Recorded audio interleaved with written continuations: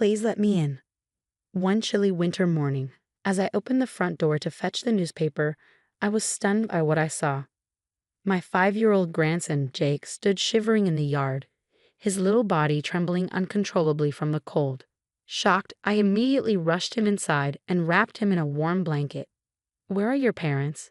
I asked, trying to mask my growing alarm.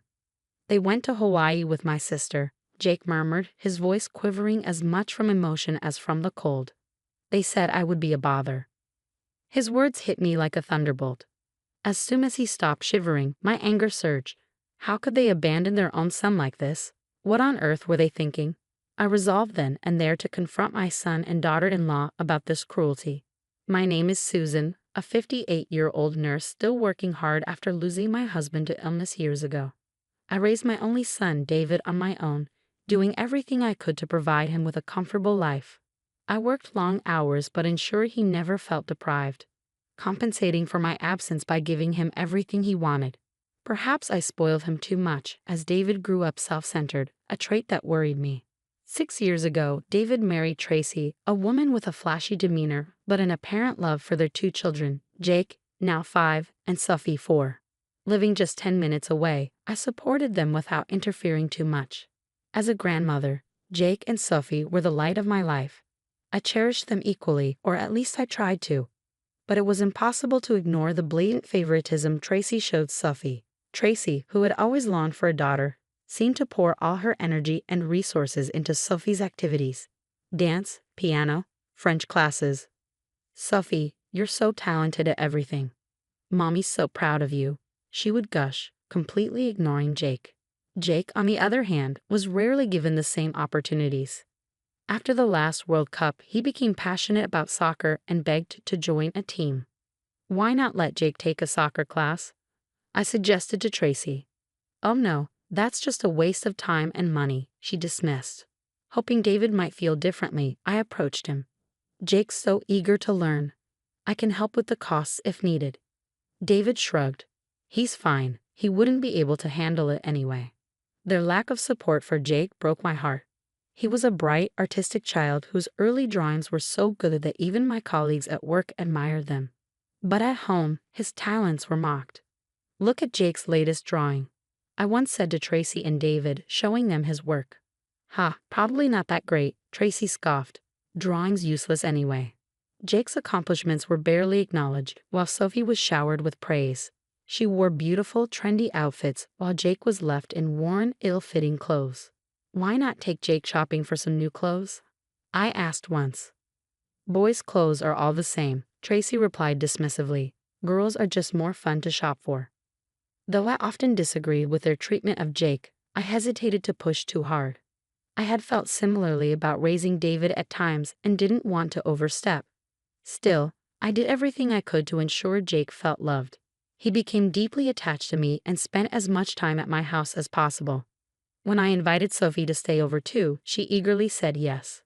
But Tracy immediately vetoed the idea. "Sophie can't stay over," she said firmly. "What if something happened to her?" Despite the unfairness, the siblings got along well. Jake adored his sister, and Sophie admired him. But their parents' favoritism left scars I couldn't ignore, and neither could Jake.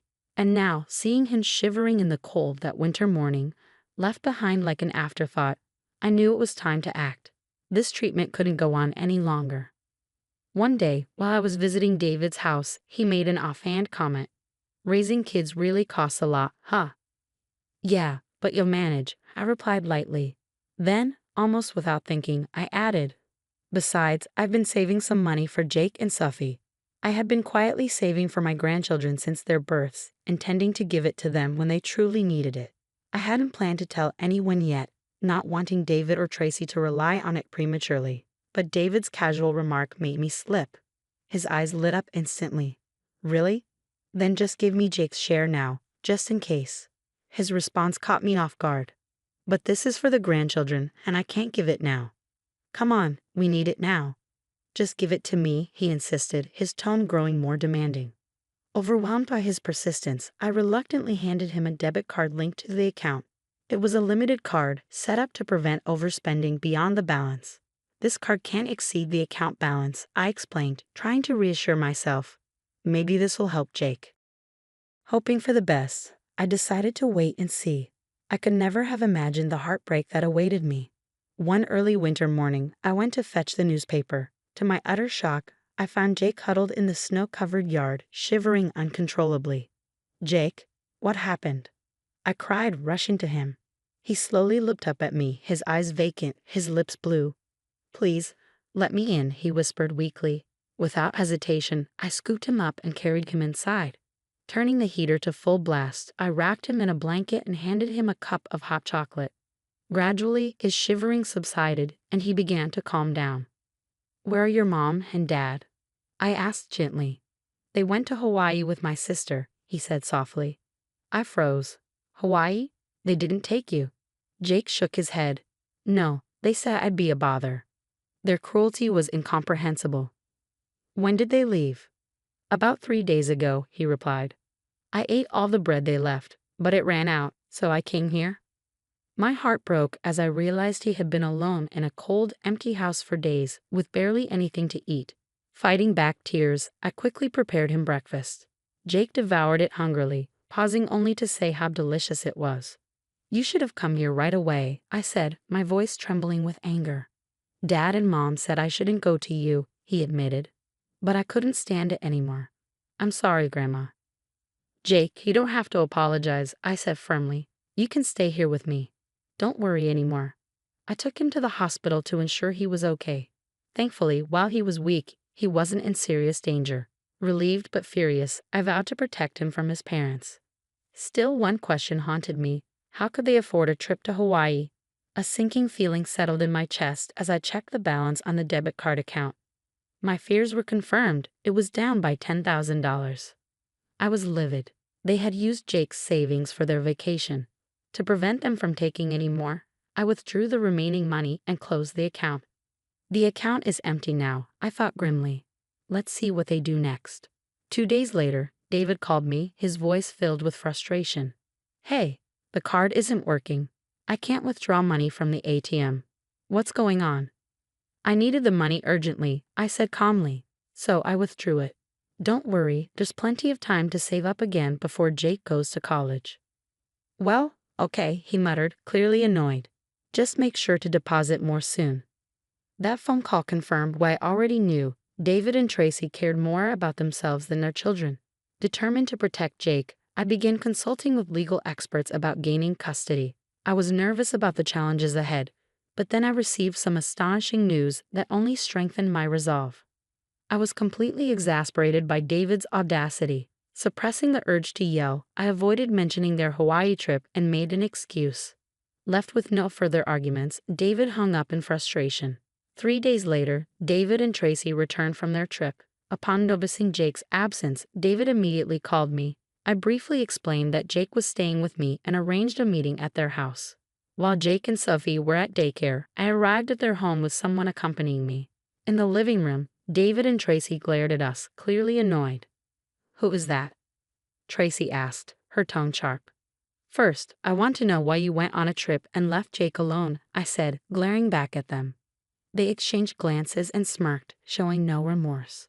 "You emptied Jake's account," David said. "It's your fault we couldn't go shopping or eat out on the trip. It was a ruined vacation because of that."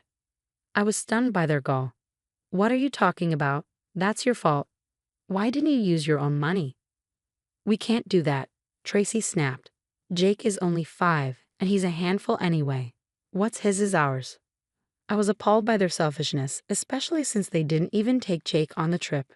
"You know he's only 5, I said, my voice rising. "What you did is terrible. It's unforgivable." "Jake isn't very likable," Tracy said nonchalantly. "Sophie is enough for us." "They're both your children," I said, horrified.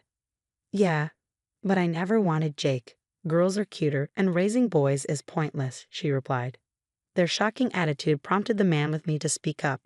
"I'm Michael, a lawyer," he said firmly. "From what I've heard, it's clear you have no affection for Jake. This is a blatant case of neglect." I had consulted Michael beforehand about taking legal custody of Jake, and he had come to witness the meeting. "I can't leave Jake with you anymore," I declared. I'm going to adopt him. My announcement seemed to surprise them, but they didn't appear to care. Fine by me, David said with a shrug. Yeah, do whatever you want, Tracy added indifferently. Okay, Michael interjected.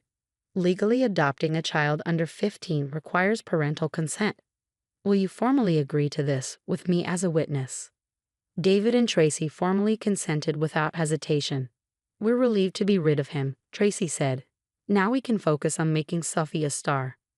You treat children like possessions, I snapped. And you're just trying to mold Sophie to your wishes. Shut up, David spat angrily. I held my ground. I've recorded all your statements and will be reporting everything to Child Services. Whatever, go ahead, Tracy said defiantly. So we need to hear Sophie's feelings too, I said. I don't trust you with her either and plan to take her as well. What? Are you out of your mind? Tracy's confidence evaporated, replaced by fury. You can't take her. Sophie loves us and wouldn't want to be separated. Really? I said coolly. Sophie told me she doesn't enjoy her dance or singing lessons. That can't be true, Tracy shouted. Have you been forcing her into things she doesn't like? Do you really think she'll keep going along with your plans? My firm stance hit a nerve and they began to look worried. Finally, I revealed some big news. By the way, Jake's drawing, the one you mocked, won the grand prize in a competition. He even received $3,000 in prize money. Their eyes widened in shock. You're lying. He can't have that kind of talent. David sputtered. Actually, I continued, a young nurse colleague who loved Jake's drawings suggested entering them in an art contest. Not only did he win, but many people now want to buy his work. Their stunned faces brought me some satisfaction, but their audacity wasn't finished. Actually, Jake is still our beloved child, Tracy said suddenly, her tone syrupy. Yeah, David chimed in. Families should stay together. The paperwork is already done, Michael reminded them calmly. Realizing their loss, they began arguing. This is your fault for doting on Sophie. What? You're the one who wanted to leave Jake behind. I had had enough. Jake is a precious child, I said. From now on, I won't support either of you. Don't expect anything from me again. Please, don't say that. We'll change. Please help us. They begged shamelessly, clinging to me. Just then, the doorbell rang. A voice announced, We're the police. I turned to David. It seems your ride is here. What? Why? He stammered. Of course, I said. You left your child alone for 3 days while you enjoyed a trip. David tried to grab my arm. Wait, no. I brushed him off and handed them over to the authorities. After that, I formally adopted Jake. Sophie, when asked, said, I want to be with my brother and grandma. The three of us began a new life together. I demanded $30,000 from David and Tracy for emotional distress and misused funds. Though they were released from custody, the scandal cost them their jobs and they eventually divorced. Jake is now thriving, joyfully drawing, and Sophie is happier and more playful. Watching them grow has become the greatest purpose of my life, and I'm determined to work hard to give them the love and security they deserve.